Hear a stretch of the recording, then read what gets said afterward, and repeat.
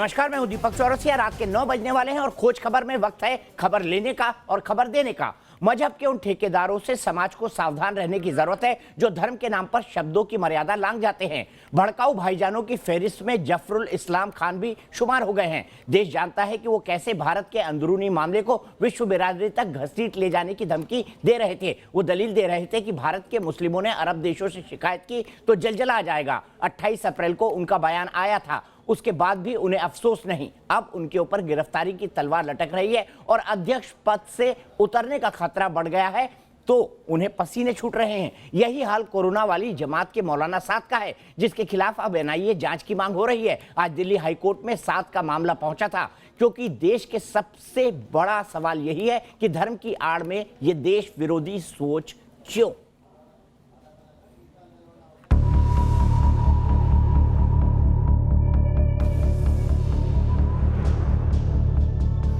तबलीगी जमात का आका मौलाना साद, दिल्ली अल्पसंख्यक आयोग के चेयरमैन जफरुल इस्लाम खान, कौम की नुमाइंदगी करने वाले दो चेहरे जिनकी देश विरोधी करतूतों ने उनके चेहरे को बेनकाब कर दिया। शातिर साद जो देश में कोरोना का जाल फैलाकर बेलगाम जमातियों को उकसाकर अंडरग्राउंड है। साद के खिलाफ एनआईए जांच की मांग की गई है। दिल्ली हाईकोर्ट में साद के खिलाफ याचिका दाखिल की गई है।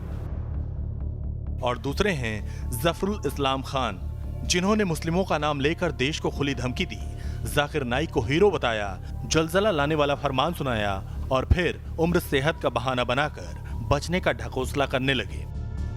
देशद्रोह और नफरत फैलाने के आरोपी जफरुल इस्लाम खान सवालों के चक्रव्यूह में हैं। उन्होंने न सिर्फ दिल्ली अल्पसंख्यक आयोग जैसी संस्था के साथ विश्वासघात किया, बल्कि दुनिया में देश की छवि धूमिल करने की कोशिशें की और आज उन्हें पद से हटाने की मांग वाली याचिका पर दिल्ली हाईकोर्ट में सुनवाई हुई, जिसमें दिल्ली सरकार ने भी अपना पक्ष रखा। याचिकाकर्ता वकील अलख आलोक श्रीवास्तव ने कहा कि राजद्रोह के आरोपी जफरुल इस्लाम को पद से हटाया जाए। इस पर दिल्ली सरकार की तरफ से पेश हुए वकील अनुपम श्रीवास्तव ने कहा कि उपराज्यपाल जफरुल इस्लाम के खिलाफ उचित कार्रवाई कर रहे हैं। याचिकाकर्ता ने कहा कि ऐसे बयान से दुनिया में देश की छवि धूमिल हुई है, अब तक उन्हें पद से क्यों नहीं हटाया गया। इस पर दिल्ली सरकार की तरफ से कहा गया कि जफरुल को कारण बताओ नोटिस जारी किया जा चुका है कि section 4 subsection 4 sub clause F Delhi minorities commission act के हिसाब से जफरुल इस्लाम खान को तत्काल पद से बर्खास्त कर देना चाहिए। माननीय उच्च न्यायालय को यह बताया गया दिल्ली सरकार और दिल्ली एलजी की ओर से कि दिल्ली एलजी ने जो जफरुल इस्लाम खान है उनको पद से हटाने की प्रक्रिया शुरू कर दी है। इस मामले में एक शो कॉज नोटिस जारी किया गया है मेरी प्रेयर के हिसाब से, section 4 subsection 4 sub clause F के हिसाब से, और जफरुल इस्लाम खान से जवाब मांगा गया है कि क्यों नहीं उन्हें इस पद से तत्काल बर्खास्त किया जाए। जफरुल इस्लाम को आयोग के अध्यक्ष पद से हटाने की प्रक्रिया भी शुरू हो चुकी है। उन्होंने जिम्मेदार ओहदे पर बैठकर जिन शब्दों से देश को शर्मसार किया, उसे बर्दाश्त नहीं किया जा सकता। देखिए, 28 अप्रैल का ये वही विवादित पोस्ट है जिसमें लिखा कि भारतीय मुसलमानों ने अरब देशों से शिकायत की तो एवलांच आ जाएगा। भारतीय मुसलमानों के साथ खड़े होने के लिए धन्यवाद कुवैत। हिंदुत्व विचारधारा के लोग सोचते हैं कि कारोबारी हितों की वजह से अरब देश भारत के मुसलमानों की सुरक्षा की चिंता नहीं करेंगे। वो भूल गए भारतीय मुसलमानों का अरब और मुस्लिम देशों से कैसे रिश्ते हैं। जिस दिन मुसलमानों ने अरब देशों से अपने खिलाफ जुल्म की शिकायत कर दी, एवलांच आ जाएगा। ये देश तोड़ने की साजिश नहीं तो क्या है। जफरुल इस्लाम के इसी जहरीले बोल पर सवाल उठे तो पहले उन्होंने माफी मांगने का दिखावा किया, मगर 3 मई को हेकड़ी दिखाई कि मैंने पोस्ट डिलीट नहीं किया, मैं अपनी बात पर कायम हूं। दिल्ली पुलिस के स्पेशल सेल ने 124A और 153A के तहत मामला दर्ज किया है। इसके बाद पुलिस की टीम ने उनके आवास पर दबिश भी दी। खुद को मुसीबत में घिरता देख उन्होंने विक्टिम कार्ड खेलने की कोशिश की। 6 मई को उनके वकील ने दिल्ली पुलिस से गुहार लगाई कि वो एक लोक सेवक हैं और उनकी उम्र 72 साल है। हृदय रोग और ब्लड प्रेशर की समस्या है। कोरोना से उनके संक्रमित होने का काफी खतरा है, जो उनकी उम्र के व्यक्तियों के लिए घातक हो सकता है। लिहाजा घर पर ही पूछताछ हो तो बेहतर है। देश की एकता को तार तार करने की कोशिश में जफरुल इस्लाम ईमान, संविधान सब भूल गए और अब कानून से बचने के लिए वो दांव और दलीलों का सहारा ले रहे हैं। मगर सबसे बड़ा सवाल यही है कि आखिर धर्म के नाम पर देश विरोधी सोच वालों की दुकानें कब तक चलती रहेंगी। तो सवाल यह है कि धर्म के नाम पर देश विरोधी सोच क्यों। यही बड़ा सवाल है आज का। क्यों जफरुल इस्लाम अपने ही देश के बाशिंदों को धमकी दे रहे हैं? वो भी धमकी दे रहे हैं अरब देशों की जो मदद के लिए भारत पर मोहताज होते हैं। मौलाना साद, दूसरा एक्सटेंशन। क्या ये सब शाहीन बाग की हम कागज भी नहीं दिखाएंगे और कोरोना वॉरियर्स पर पत्थर भी बरसाएंगे वाली सोच का एक्सटेंशन तो नहीं?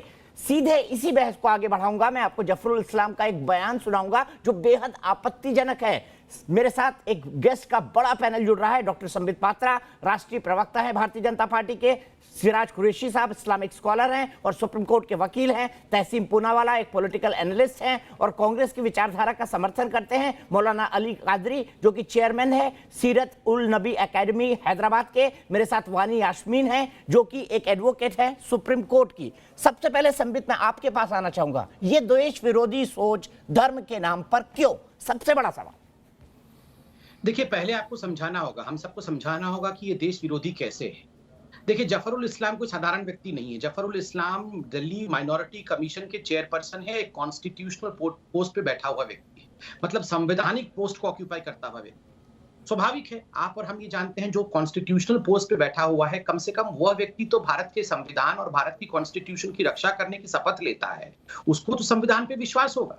जब वो कुवैत में चिट्ठी लिखते हैं और भारत की कंप्लेंट करते हैं तो एक बात स्पष्ट हो जाता है कि हिंदुस्तान के संविधान पे उन्हें विश्वास नहीं है, हिंदुस्तान की न्याय प्रणाली अर्थात हिंदुस्तान की जुडिशियरी पे उन्हें विश्वास नहीं। अगर उनको लगता है कि मुसलमानों के ऊपर किसी प्रकार का हिंदुस्तान में अत्याचार हो रहा है तो वो लोअर कोर्ट जा सकते थे, अगर वहां संतुष्ट नहीं होते तो हाई कोर्ट जा सकते थे, वहां संतुष्ट नहीं होते तो सुप्रीम कोर्ट जा सकते थे, मगर वो किसी कोर्ट में नहीं गए। उन्होंने फरियाद किया तो कुवैत में किया। एक तो इसके कारण वो देशद्रोह का मामला बनता है। दूसरा, जाकिर नाइक को उन्होंने अपने इस लेटर में, अपने इस चिट्ठी में हीरो बताया है कि देखिए एक बहुत बड़ा व्यक्ति है जिसका नाम जाकिर नाइक। जाकिर नाइक वही व्यक्ति है जिसने आतंकवाद को बढ़ावा दिया है, ना केवल हिंदुस्तान में, उनके खिलाफ तो हिंदुस्तान में केस चल रहा है, अपितु कई मुसलमान देशों ने भी, मुस्लिम कंट्रीज ने भी जाकिर नाइक को बैन किया हुआ है। श्रीलंका और जो सार्क कंट्रीज हैं उनमें भी जाकिर नाइक का खौफ रहा है, जाकिर नाइक के खिलाफ वहां भी केस चल रहा है। तीसरा, उन्होंने धमकी दी इंडिया को कि अगर हम सब जग जाएंगे और अरब नेशंस में कंप्लेंट करेंगे तो याद रखिए एक एवलांस, जिसको हिंदी में अगर हम अनुवादित करें तो सैलाब, एक कहर टूट पड़ेगा हिंदुस्तान के ऊपर। मतलब हिंदुस्तान को धमकी देने का काम कर रहे हैं। इन सब कारणों से देशद्रोह का मुकदमा उन पे बनता है, और जिस पे देशद्रोह का मुकदमा बनता है और वो अगर संवैधानिक पद पे है तो एक पल के लिए उसे संवैधानिक पद पे बने रहने का अधिकार नहीं है, तुरंत उन्हें वो सीट छोड़ना चाहिए। तुरंत वो सीट छोड़ना चाहिए। मैं आपको स्पष्ट कर दूं, इस डिबेट में मैंने आम आदमी पार्टी जिन्होंने अपॉइंट किया है उनका भी स्पोक्स पर्सन मांगा था, लेकिन उन्होंने जफरुल इस्लाम के मुद्दे पर बात करने से इनकार कर दिया। मैं चाहता था आम आदमी पार्टी जिसने उनको अपॉइंट किया है अपना पक्ष रखे। तहसीन पूनावाला, धर्म के नाम पर देश विरोधी सोच क्यों आप मौलाना साद का समर्थन कर रहे हैं? क्यों आप शाहीन बाग का समर्थन करते रहे? क्या ये सोच उसका एक्सटेंशन नहीं है? दीपक जी, आपके साथ डिबेट में शिरकत करने का दोबारा से मौका मिला, मैं आपका शुक्रगुजार हूँ। संबित भाई की बात मैं बहुत गहराई से सुन रहा था। संबित भाई ने बिल्कुल सही कहा कि कोई भी व्यक्ति अगर संवैधानिक पद पर हो और कोई देशद्रोह का उस पर मुकदमा चले या कोई देशद्रोह की बात करे, उसे वहीं से रिजाइन करना चाहिए। काश ये नॉलेज संबित भाई, मोदी जी, जिनके हृदय में बहुत दर्द हुआ था जब साध्वी प्रज्ञा ने गोडसे को एक महान व्यक्ति कहा था और आपको न्यूज नेशन को कहा था कि मैं हृदय से उनको माफ नहीं करूंगा, एक्शन लेते। साध्वी प्रज्ञा आज भी मेंबर ऑफ पार्लियामेंट है, मोदी जी के बेहद करीबी है, बीजेपी की सदस्य है। और दूसरी बात हम बात करते हैं, उन पर आज भी टेररिस्ट के चार्जेस लगे हुए, कोर्ट ने उन्हें आज भी डिस्चार्ज नहीं किया। इसके बावजूद के एनआईए ने कहा कि चार्जेस निकालने चाहिए, कोर्ट ने कहा ये चार्जेस नहीं निकाल सकते। अब हम आते हैं इस बात पर, मौलाना साद की बात पर। मौलाना साद ने 2 जगहों पर परमिशन मांगी, मुंबई जहां पर उद्धव ठाकरे की सरकार है, कांग्रेस की सरकार है, और दिल्ली जहां पर दिल्ली पुलिस अमित शाह जी के नीचे, दिल्ली पुलिस ने परमिशन दी। अब मेरा संबित भाई से एक सिंपल सवाल है। संबित भाई, देश लॉकडाउन में था, 28 की रात 2 बजे, 29 की सुबह 2 बजे अजीत डोवल देश के तीसरे चौथे सबसे शक्तिशाली व्यक्ति मौलाना साद को मिलते। लॉकडाउन में ये मौलाना भाग कैसे जाते? ये मौलाना न्यूज चैनल्स को वीडियो भेजते और देश जो हमारा एक टेक्नोलॉजिकली शक्तिशाली देश है, वो एक मौलाना को ट्रेस डाउन नहीं कर सकता।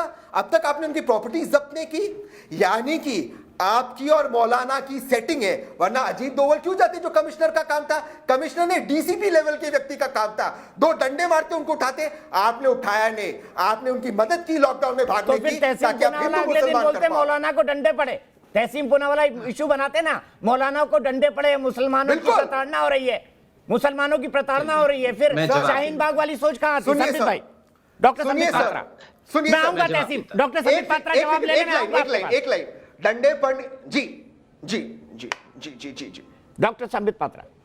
देखिए, मैं इतना कहना चाहता था कि पहली बात तो है कि आज पहली बार ऐसा हुआ कि तहसीन भाई ने डिबेट करने से पहले ही हथियार डाल दिए, वो मान गए। पहली बात तो वो डिमांड कर रहे हैं कि मौलाना साद के ऊपर डंडे क्यों नहीं बरसाए हमने।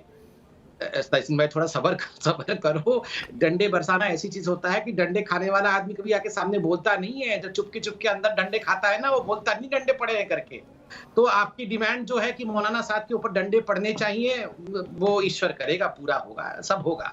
दूसरी बात है, देखिए आपने, तहसीन भाई बहुत स्मार्ट व्यक्ति हैं, इन्होंने बहुत स्मार्टली जो मेन मुद्दा था आपके इस्लाम साहब का, जो दिल्ली के माइनॉरिटी कमीशन के चेयरपर्सन है इस्लाम खान साहब, उनका बिल्कुल विषय को कवर कर गए, क्योंकि वो जानते हैं कि ये तो एंटी कॉन्स्टिट्यूशनल है, बचाया नहीं जा सकता है, तो उस पर कुछ नहीं बोले। बस उनकी इतनी डिमांड है कि मौलाना साहब के माथे पर डंडा पड़ना चाहिए। चलिए, मैं तो कहता हूँ इंशाअल्लाह ये भी आपकी मुराद पूरी होगी, जल्दी होगी, हो भी रही होगी, तो मौलाना साहब कौन सा बता रहे होंगे। ठीक है, मैं इस डिबेट को आगे बढ़ाऊं, शिराज भाई को लाऊं, वाणी को लाऊं, उससे पहले मैं 1 मिनट में आ रहा हूं तहसीम, मैं एक स्टेटमेंट दिखाना चाहता हूं। यह पहली बार नहीं है, जफरुल इस्लाम खान इससे पहले भी भारत के आंतरिक मामलों का अंतर्राष्ट्रीयकरण कर चुके हैं। आपको 9 नवंबर 2019 का उनका इंटरव्यू का एक अंश दिखाते हैं। ये इंटरव्यू उन्होंने टर्की से संचालित एक चैनल को दिया था। आप भी देखिए जफरुल इस्लाम विदेशों में भारत का क्या नैरेटिव सेट करते हैं, और ये इंटरव्यू टर्की के चैनल को तब दिया गया जब भारत सरकार ने बड़े स्ट्रैटेजिकली पाकिस्तान, मलेशिया और टर्की का बाइकॉट शुरू किया था भारत विरोधी बयानों के लिए। सुनिए क्या कह रहे हैं सुप्रीम कोर्ट के बारे में। Which is a very strange thing. I mean, it never happened in the whole history of law and judiciary that some god claims a piece of land and they have given it to them. And not only that, even the original Hindu party which demanded this land has not been given it. They have given it to an organization which is Ram Janambhoomi Niyas, which was established by the people who demolished this place. So the demolishers have been actually rewarded today. This is actually, I would say that it is a sad day in India for Indian Muslims, for Indian judiciary, for law. ठीक है, तो जो कानूनी प्रक्रिया है देश में उसी के खिलाफ सवाल उठा रहे हैं। या वाणी आपा, आप तो सुप्रीम कोर्ट में वकालत करती हैं, कितना सम्मान करते हैं जफरुल इस्लाम साहब सुप्रीम कोर्ट का, आप खुद देख सकती हैं। शब्द भी देख लीजिए, बात किससे कर रहे हैं ये भी देख लीजिए। आपको ऐसे लोग लगते हैं कि ये मुसलमानों के वाकई प्रतिनिधि है? धर्म की आड़ में देश विरोधी सोच क्यों? वाणी आपा जवाब दीजिए। देखिए, मुझे एक ही बात, जो सुप्रीम कोर्ट का डिसीजन है उसको सब लोगों ने वेलकम कर लिया, पूरी कौम ने उसका वेलकम, पूरी जनता ने उसका वेलकम किया। कि अब मुझे ये बात, आप जो पिछली बातें ला रहे हो, जैसे कि आपका ट्वीट है, तेजस्वी सूर्य ने ट्वीट किया, जैसे कि आजकल श्री नरेंद्र मोदी जी बोल रहे हैं उनका ट्वीट हटा दो, जबकि अरब लोगों ने उस पर कमेंट किया, उन्होंने कमेंट किया कि अरब विमेन्स पे कमेंट किया। आप ये देख लीजिए, आप बोल रहे कि ये मुसलमानों को पक्ष में ला रहे हैं। अब यहाँ से आप देखिए ना, हमारे जो मेंबर ऑफ पार्लियामेंट हैं वो ऐसा ट्वीट करते हैं कि जिससे बाकी देशों की औरतों को इंसल्ट कर रहे हैं। आप देख लीजिए कि आज कल बीजेपी इस्लाम के बारे में उसने लड़ा कि ट्वीट को प्लीज करके बोल रहे हैं, प्लीज। दिल्ली अल्पसंख्यक आयोग ने जिस व्यक्ति को अध्यक्ष पद पर बिठाया है, उनके मन में सुप्रीम कोर्ट के लिए कितना सम्मान है जहां पर आप प्रैक्टिस करती हैं? इसका जवाब दीजिए ना। तेजस्वी सूर्या कहां से आ गए? सम्मान हर एक बंदे के, जब वो एक कॉन्स्टिट्यूशनल, वो उनको पता है कि प्रियम्बल का माने क्या है, वो रिस्पेक्ट करे, उन्होंने पहले ही रिस्पेक्ट करे कॉन्स्टिट्यूशन की। Everyone is respecting the constitution of India. Shaheen Bagh वालों ने I am कहा respecting रिस्पेक्ट the किया constitution था, of उन्होंने तो everyone. सड़क घेर ली Supreme थी। Court की judgment शाहीन बाग आई वालों है, ने सब कहा लोग रिस्पेक्ट abide किया था, कर रहे हैं। उन्होंने तो सड़क घेर ली थी। सुप्रीम कोर्ट कह रहा था सड़क घेरने का अधिकार नहीं उन है, लोगों पर ने घेर भी ली थी। respect- हर दिन उनके हाथ में प्रियम्बल, हर दिन उनके हाथ में कॉन्स्टिट्यूशन होती थी। अच्छा, हर दिन उनके हाथ में संविधान हर हाथ दिन में वो लेके preamble संविधान पढ़ते तोड़े, थे। संविधान हाथ में लेके संविधान तोड़े। हर दिन वो प्रियम्बल पढ़ते, उन्होंने संविधान के अंदर संबित पात्रा जी, against संबित पात्रा अगर जी। हमारी डेमोक्रेसी अरे राइट सुनिए, दे आप रही है, राइट टू सुनिए। प्रोटेस्ट, उन लोगों ने कहा गलत यानी किया? जी सुनिए, उन सुनिए। लोगों ने कहा गलत किया? देखिए ऐसा है दीपक जी, आज कोई डिफेंड नहीं मुझे कर ये बताइए, अगर यानी जी, आराम- आराम से वाणी बात वाणी जी करिए। right प्लीज, है, हम एक दूसरे पे ना बोले, मैं आऊंगा एक आपके दूसरे पास के ऊपर फिर से। बोलेंगे तो जनता समझ नहीं प्लीज पाएगी। मेरे देखिए आज ईपी में कोई- आपके पूरे स्टूडियो का साउंड आ रहा है। देखिए जितने लोग बैठे हैं ये सारे लोग पढ़े लिखे लोग हैं, सबको पता है संविधान क्या है और सबको पता है जफरुल इस्लाम ने क्या गलती की है। कोई डिफेंड नहीं कर सकता, इनडिफेंसिबल को कोई डिफेंड नहीं कर सकता है, इसलिए कोई तेजस्वी सूर्या के पास भाग रहा है, कोई साध्वी प्रज्ञा के पास भाग रहा है, मगर जफरुल इस्लाम कॉन्स्टिट्यूशन को लाइक करते हैं। कैसे यानी जी, कैसे कॉन्स्टिट्यूशन का सम्मान करते हैं? कॉन्स्टिट्यूशन कहती है अगर आपके मन में किसी प्रकार की दुविधा है भारतवर्ष में, तो आप भारत के कोर्ट में जाके उसका निपटारा करिए, आप हाई कोर्ट में जाइए, सुप्रीम कोर्ट में जाइए। कॉन्स्टिट्यूशन नहीं कहती है आप विषयों को लेकर देश से बाहर किसी और देश में चले जाइए, नंबर एक। नंबर दो, मैं इसके बड़े प्रोपेगेंडा को बताता हूं दीपक जी, और पहली बार मैं टीवी में इस विषय को रख रहा हूं। देखिए ये सारा का सारा आईएसआई का किस प्रकार खेल है। देखिए भारत का अरब देशों के साथ, यूएई के साथ, सऊदी के साथ, सारे अरब देशों के साथ एक बहुत घनिष्ठ संपर्क नरेंद्र मोदी जी के आने के पश्चात हुआ। इन लगभग तमाम देशों ने नरेंद्र मोदी को हाईएस्ट सिविलियन अवार्ड भी दिया और बड़ा प्रगाढ़ संपर्क हुआ, जिसके कारण पाकिस्तान को पीछे छोड़ दिया और कई अरब देशों ने पाकिस्तान के विरोध में भी बोल दिया, आतंकवाद के विरोध में बोल दिया। इससे पाकिस्तान के मन में बहुत टीस मची और पाकिस्तान के लोगों ने फॉल्स बॉट्स बना के, अर्थात ये जो हैंडल जो ट्वीट कर रहे हैं आजकल आप देखेंगे, कोई प्रिंसेस बना हुआ है, कोई कुछ बना हुआ है, दरअसल ये यूएई के नहीं है, ये सऊदीया के नहीं है, ये पाकिस्तानी लोग नकली हैंडल बना करके सऊदीया के लोग बनके ट्वीट कर रहे हैं। और पूरी की पूरी ये जो जफरुल इस्लाम हो, चाहे ऐसे बहुत सारे कांग्रेस के लोग हों, ये सारे लोग मिलके केवल और केवल आईएसआई के हाथों में एक बेट की तरह खेल रहे हैं। ये बहुत ही अपने आप में दुर्भाग्यवश चीज है। अपने ही हिंदुस्तान भाइयों के खिलाफ कंप्लेंट कर रहे हैं यूएई में, और वो चाहते हैं कि यूएई अपने ही हिंदुस्तानी भाइयों के खिलाफ एक्शन करे। ये तो शुक्र है, बहुत अच्छा रिश्ता है हमारा अरब देशों के साथ, इसलिए अरब देश इस पर कुछ कमेंट नहीं कर रहे हैं। ये जफरुल इस्लाम साहब ने जिस प्रकार का कारसादी किया है, उसके लिए ना केवल वो सस्पेंड होने चाहिए, अपितु कड़ी से कड़ी कार्यवाही होनी चाहिए, ताकि दोबारा कोई भी व्यक्ति आतंकवादी जाकिर नायक का समर्थन ना बने, दोबारा कोई व्यक्ति देश के विरोध में ये ना कहे कि सैलाब आएगा और हिंदुस्तान को नष्ट करना। मैंने तो साफ कहा है डॉक्टर संबित पात्रा कि जफरुल इस्लाम की कोठी जो है तिहाड़ में वही कोठी होनी चाहिए जो मौलाना साद के बगल वाली हो। अच्छा, ये मौसेरे भाई हैं। सीधा चलता हूं तहसीन पूनावाला के पास। तहसीन पूनावाला जी, मुझे बताइए एक बात, कांग्रेस पार्टी ने शाहीन बाग का समर्थन किया, कांग्रेस पार्टी पालघर के मुद्दे पर खामोश है, कांग्रेस पार्टी ने आज तक ये नहीं कहा कि मौलाना साद इतनी बड़ी गलती करके कहां छुपे हुए हैं, बल्कि कांग्रेस पार्टी ने कहा कि Bharatiya Janata party communal virus फैला रही है। बताइए, कम्युनल वायरस जफरुल इस्लाम ने फैलाया या भारतीय जनता पार्टी ने फैलाया? तहसीन पूनावाला जी, और कैटेगोरिकल बताइए, संतों की मॉब लिंचिंग के मामले में आपकी पार्टी खामोश क्यों है? सर आपने 3 सवाल पूछे, तीनों का जवाब मैं दे दूंगा। सबसे पहले जफरुल इस्लाम का सवाल, उपराज्यपाल सिर्फ और सिर्फ अमित शाह जी की बात सुनते, होम मिनिस्ट्री की बात सुनना ही पड़ता उनको। उपराज्यपाल जी ने अभी तक उनको सस्पेंड क्यों नहीं किया? उपराज्यपाल जी उनको सस्पेंड करे और दिल्ली पुलिस अमित शाह जी के नीचे उनको अरेस्ट करे। दिक्कत क्या है? कोर्ट जाने की भी दिक्कत क्या थी? ये तो सेल्फ सर्विंग एफआईआर होता है, सेडिशन का केस पुलिस खुद संज्ञान ले सकती, लेकिन अमित शाह जी ने संज्ञान नहीं लिया। क्यों नहीं लिया संज्ञान? अमित शाह जी ने इसलिए संज्ञान नहीं लिया ताकि न्यूज चैनल्स पर आप कोविड डिस्कस ना करो, हिंदू मुसलमान डिस्कस करें। ठीक उसी तरह जैसे अमित शाह जी ने मौलाना साद को परमिशन दी, उद्धव ठाकरे ने नहीं दिया, अमित शाह जी की पुलिस ने दी और अजीत डोवल साहब ने उनको भगाया। अब तीसरी बात, पालघर की मॉब लिंचिंग का सिंपल सॉल्यूशन है, आज अभी इसी वक्त जो मॉब लिंचिंग का कानून कांग्रेस के राज्यों ने बनाया, आदेश के राष्ट्रपति से साइन करे। सुप्रीम कोर्ट का आदेश है, सुप्रीम कोर्ट की हम सब इज्जत करते हैं, वानी यास्मीन मेरी वकील थी, हम इज्जत करते हैं, करिए साइन आप उसको। अमित शाह ने जी ने कहा हम सुप्रीम कोर्ट की बात नहीं सुनेंगे, हम कानून नहीं बनाएंगे। क्यों नहीं बनाएंगे? बनाए मॉब लिंचिंग पे कानून। आपको नहीं बनाना है क्योंकि बीजेपी के लोग मॉब लिंचिंग में इन्वॉल्व है।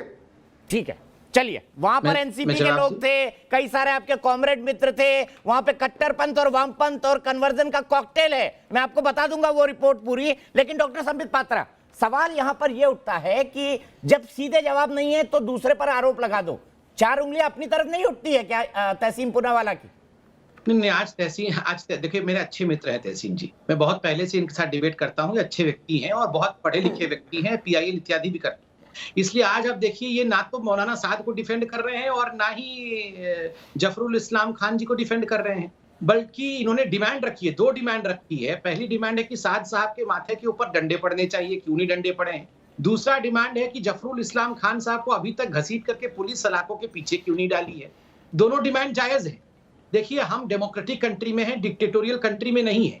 इसलिए हम जानते हैं कि संविधान का उल्लंघन हुआ है, पहले केस हो रहा है, पहले हमने कंप्लेंट लिखाई है, कंप्लेंट लिखाने के बाद जो पूरा प्रोसीजर होता है, कोर्ट में जाना, उसमें रिप्रिमांड करना, एक सो कॉज नोटिस देना। आप देखिए, लेफ्टिनेंट गवर्नर ने भी पहले सो कॉज नोटिस दिया है ताकि जफरुल इस्लाम साहब अपना भी जवाब दे सके।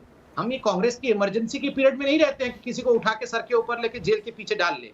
मगर देखिए, इतना जरूर होगा, क्योंकि आप कानून को समझते हैं तहसीन भाई, दोनों के माथे पे आपने कहा कि डंडे पड़ने चाहिए और घसीट के लेना चाहिए। हम घसीट के तो नहीं लेंगे किसी को, मारामारी भी नहीं करेंगे, मगर सलाखों के पीछे जरूर जाएंगे। ठीक, मौलाना कादरी, सवाल यहां पर यह उठता है कि क्यों ये सोच पनप रही है देश के अंदर, क्यों एक नैरेटिव बनाया जा रहा है कि मुसलमान तो परेशान हैं, प्रताड़ित हैं, पीड़ित हैं, क्यों? क्या आपको लगता है कि भारत में मुसलमान प्रताड़ित हैं? पहली बात तो यह है कि भारत में मुसलमानों के ऊपर जुल्म हुआ, ये कोई नई बात नहीं है, हो रहा है जो। लेकिन मैं इससे पहले आप पर हुआ क्या ये बोलने के बाद? रहा सवाल कि हमको किसी और जगह जाकर अपनी विपदा नहीं सुनाना चाहिए, इसके पक्ष में मैं। हमारे अपने देश का संविधान है, हमारे अपने लोअर कोर्ट है, हमारे अपने हायर कोर्ट है, हमारा अपना सुप्रीम कोर्ट है। हमारे साथ जो कुछ भी नाइंसाफी हो रही है, हमारे संविधान के साथ हम रहते हुए जमहूरी अंदाज में हमको ये नाइंसाफियों का मुकाबला। अच्छा, मौलाना कादरी साहब, आज खुलासा कर दीजिए कि आपके साथ क्या नाइंसाफी हुई है। टीवी पर बैठे हैं, नेशनल टेलीविजन पर बात कर रहे हैं, अपना मत रख रहे हैं, आपके साथ क्या नाइंसाफी हुई? अपनी केस स्टडी बता दीजिए मुझे। नाइंसाफी हुई है, सबसे पहली नाइंसाफी ये हुई है कि हमारे साथ कंटिन्यूअसली लिंचिंग होती गई, लेकिन आज तक लिंचिंग पे कोई कानून नहीं बनाया गया। हमारा जो हक एक भारतीय के हिसाब से हमें देना चाहिए, वो हमें हक नहीं दिया गया। बेवजह हमारे खिलाफ शिराज भाई मेरे साथ है, ठीक है। डॉक्टर पात्रा, एक मिनट, मैं शिराज भाई के पास जाऊंगा। शिराज भाई भी एक सुप्रीम कोर्ट के जाने माने वकील हैं, इस्लामिक स्कॉलर है।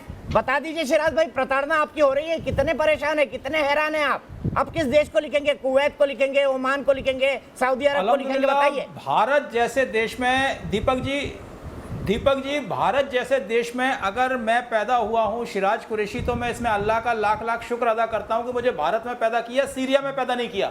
मौलाना साहब को मैं बता दूं कि अगर आप सीरिया में पैदा हो जाते तो पता लग जाता कि आपके साथ कितनी नाइंसाफी हो रही है।